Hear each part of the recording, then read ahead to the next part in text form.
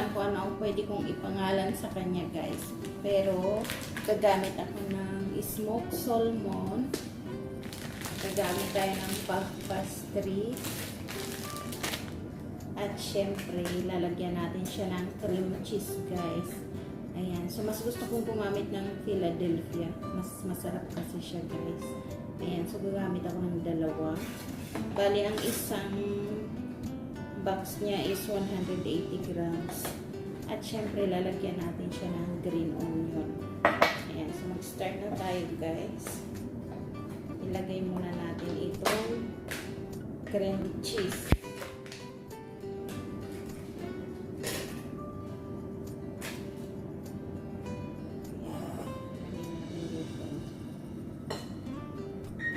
Mag-eksperimento tayo ng pagkain, guys.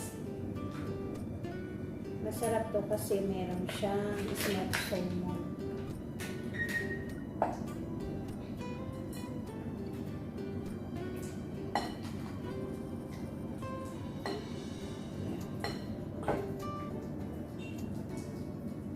Lalagyan natin siya ng green onion.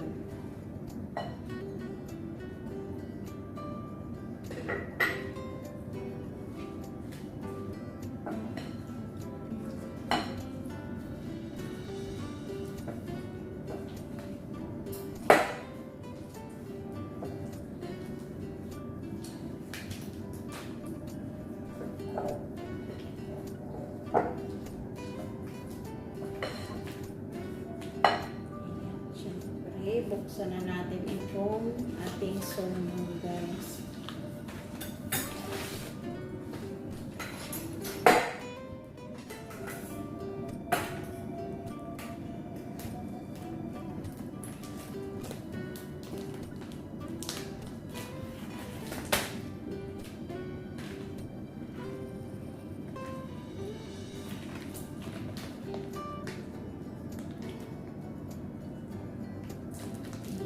Maglalagay muna tayo ng gloves, guys.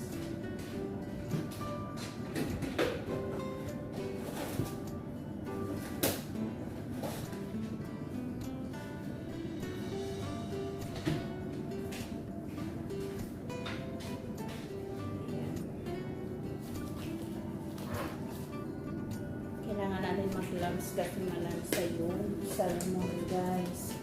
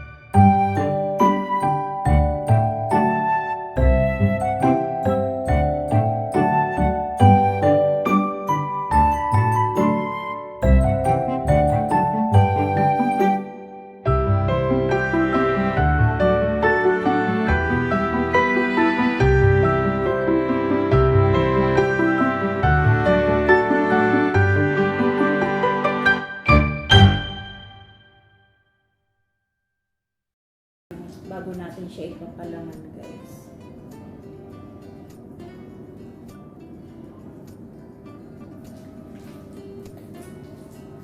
Yan. Dahil man daw. Bicol yan, guys. Ibig sabihin, hindi naman daw maangat. Sakto lang. Pero may lasa siya. Kita nyo guys ha, oo daw ha, hindi ko tinutukan yan.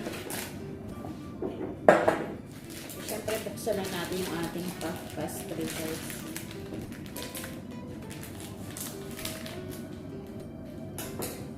Siyempre, kung ayaw nyo gumawa na ng sarili nyong puff pastry, nakakabili naman ng ready-made guys. So, ito ready na to.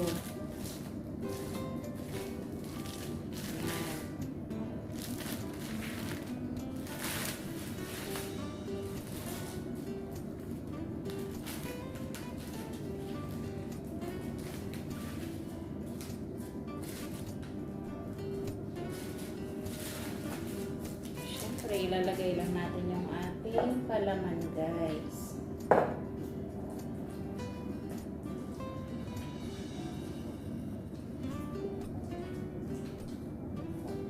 Isip ko kung pabilog lang ang gawa natin para siya open ba. Ayan.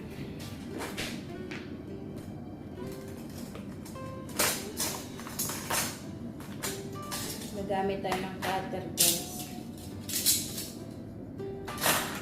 Kung iniisip ko sana ay i-fold natin siya, pero ito na lang para mas madali guys.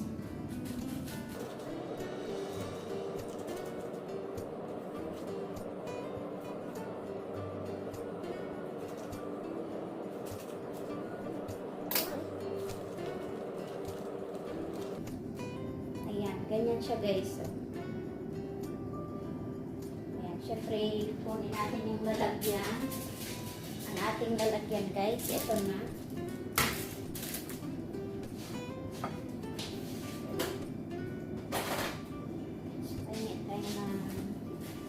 Kutsilyo. Ayan, hingi tayo ng kutsilyo kay Robots. Tanggalin natin itong sobra.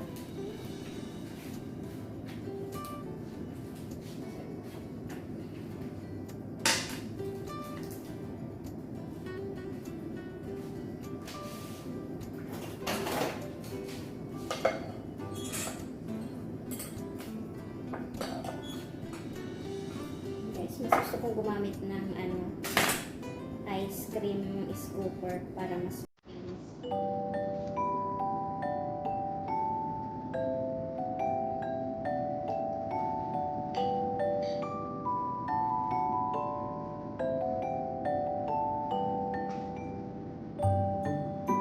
sana okay ito guys.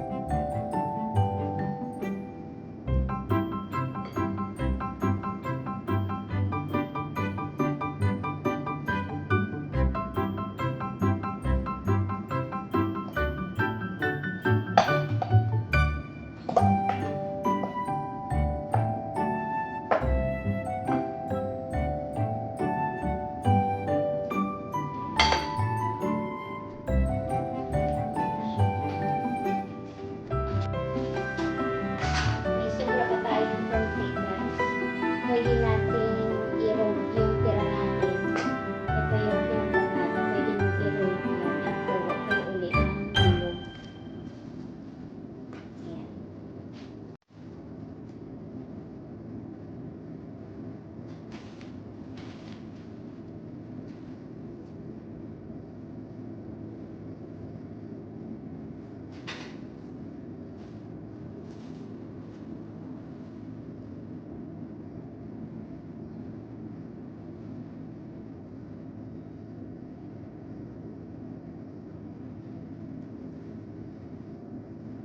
So, parang ipa-flower lang natin siya, guys.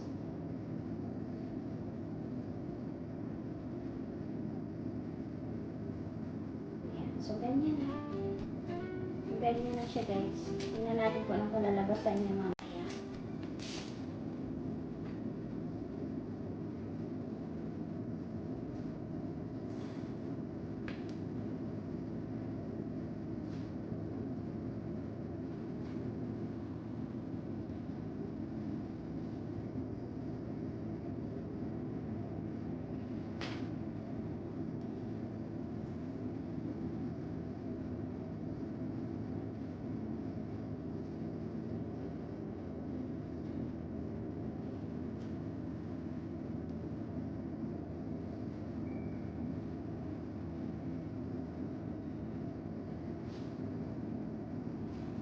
Parang mas maganda siya kung ilalagay natin siya sa yung pang pancake. Diba ano, budots? Kasi parang hindi siya bumukas guys. Ayan, so ililipat natin siya mamaya sa pang pancake na lalagyan. Hindi pancake pala. Anong tawag dito? Pang cupcake, pang muffin. Ayan. Para hindi bubuka itong ano niya guys, puff pastry niya.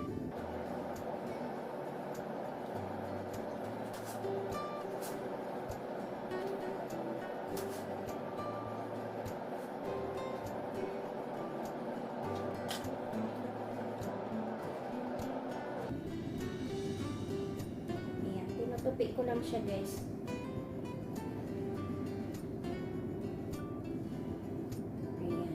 Siya.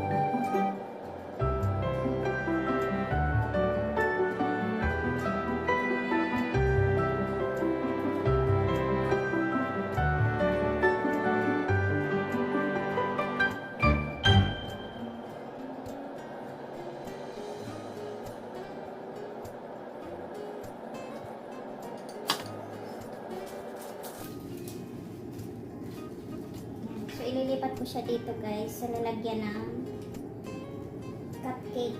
Ayan, dito natin siya lulutuin para hindi bumukas yung kanyang dough ba tawag doon? Para hindi siya bubukas. So sa ganito natin siya ilalagay.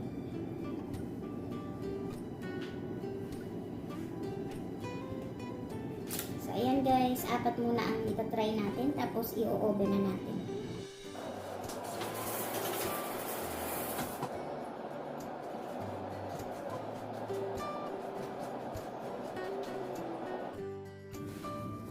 Ayan guys.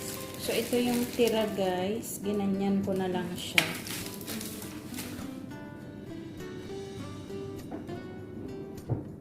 Ayan, syempre huwag kalimutan, lagyan natin ng egg yolk sa ibabaw.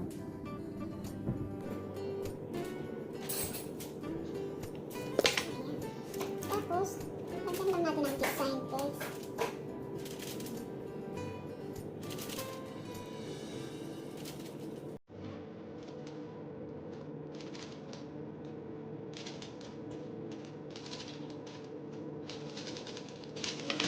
Para mamaya pag naluluto yung ano niya, dough niya, magandang tingnan guys.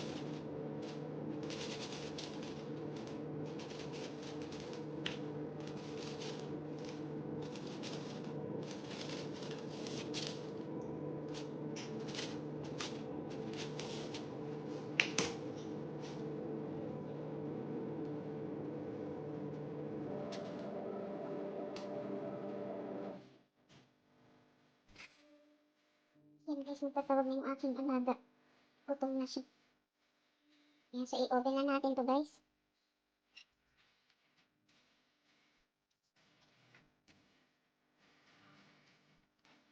Ayan na siya guys. Luto na. Ayan, so ilagay natin yung isa pa.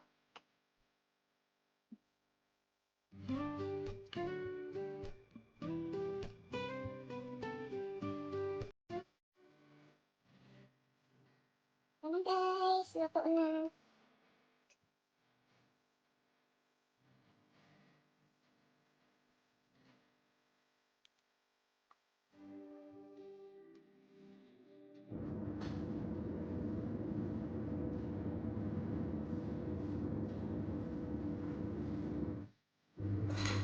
Ayan, ito naman yung sobra guys. Ayan, di ba? Ang ganda ng kulay niya. Ayan guys, tikman na natin. Ayan. Budot. And to taste.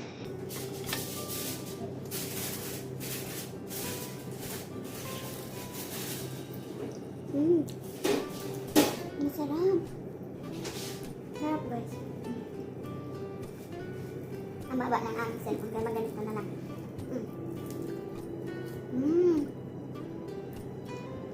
Guys, promise masarap. I-try nyo to. Kalinam-nam niya.